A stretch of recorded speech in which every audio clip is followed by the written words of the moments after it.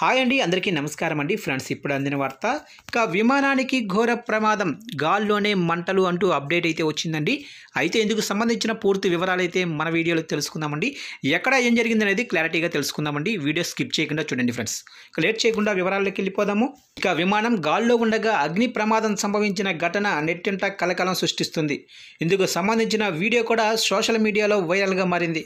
ఇక వివరాల్లోకి వెళితే, స్థానిక కాలమానం ప్రకారం శనివారం రాత్రి గ్రీస్ నుంచి జర్మనీ వెళ్తున్న కాండోరో బోయింగ్ 757 విమానంలో మంటలు చెలరేగాయి.